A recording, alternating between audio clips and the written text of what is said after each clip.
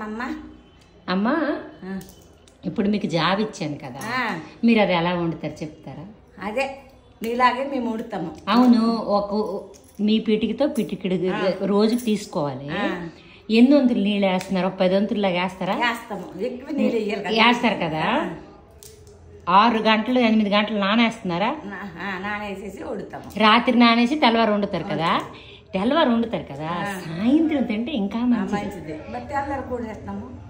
అప్పుడు ఏడు చేస్తావు తెలుసా? ముందు రోజు తెల్లవారు వండుకుంటాం, నానేస్తాం, సాయంత్రం వండుకుంటాం, మరెస్ట్ రోజు తెల్లవారు అని తినేస్తాం. మీకు షుగర్కి చాలా బాగా పనిచేస్తాం. ఇక్కడ చెయ్యండి. ఇలా పంచిగొడ్లు గట్రా ఉంటాయి కదా, లేకపోతే చూడు ఇలాంటి జాలీలు ఉంటాయా, ఆ జాలీలు ఇక చూడు దానికి ఎలా మూత పెట్టాను అలాగా మీరు మూత పెట్టుకోండి.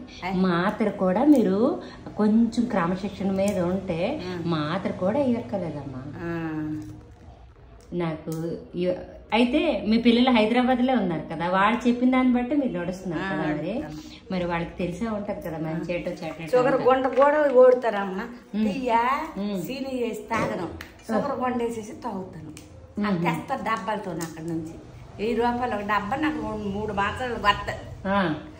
ఈ పూట ఆ పూట చెవి చెడు వేసుకొని టీ తాగుతాను. రాత్రికి చపాయితో లేకపోతే అలాంటి దోశ లేకపోతే కుడుము ఇలా గిట్టుకుంటాను.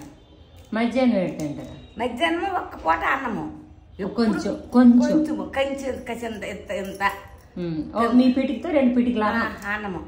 అయితే అరుసాటు బియ్యం అన్నం తింటాను, అంతకెక్కువ తినలేను.